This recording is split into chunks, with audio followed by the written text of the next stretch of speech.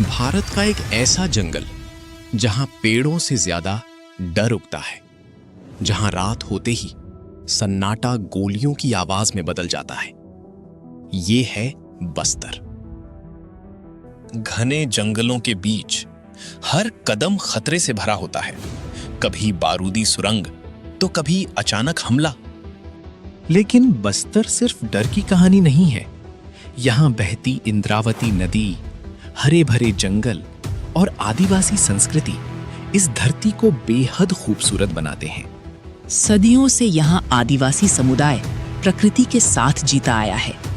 नाच, गीत, त्योहार, यही उनकी असली पहचान है। लेकिन धीरे धीरे इन जंगलों में बंदूकें पहुंचने लगी। नक्सलवाद की आग बस्तर तक आ चुकी थी। कई गांवों में सड़क नहीं थी, स्कूल नहीं थे, अस्पताल नहीं थे। गरीबी और सरकारी उपेक्षा ने लोगों के भीतर गुस्सा पैदा कर दिया। जहां बच्चों के हाथों में किताबें होनी चाहिए थी, वहां डर था। जहां अस्पताल होने चाहिए थे, वहां सिर्फ इंतजार था।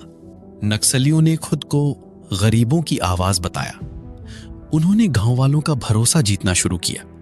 लेकिन धीरे धीरे ये आंदोलन हिंसा में बदल गया। और फिर जंगल युद्ध का मैदान बन गया। घात लगाकर हमले, बारूदी सुरंगें और अचानक गोलियां। एक धमाका और सब कुछ खत्म। कई जवान घर लौट ही नहीं पाए। बारिश से भीगे जंगलों में साथी अपने घायल साथियों को उठाकर ले जाते रहे। उनकी आंखों में डर नहीं, दर्द था।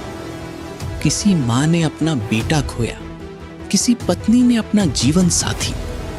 देश की रक्षा की कीमत कई परिवार आज भी चुका रहे हैं। लेकिन इस लड़ाई में सबसे ज्यादा कौन पीसा गया? आम गांव वाले। एक तरफ नक्सली, दूसरी तरफ सुरक्षा बल और बीच में मासूम लोग। सरकार ने भी जवाब दिया। सीआरपीएफ, डीआरजी, एसटीएफ, जंगलों में बड़े ऑपरेशन शुरू हुए। धीरे धीरे नक्सल नेटवर्क कमजोर होने लगा। कई नक्सलियों ने हथियार छोड़ दिए। उन्होंने हिंसा की जगह नई जिंदगी चुनी। अब बस्तर बदल रहा है।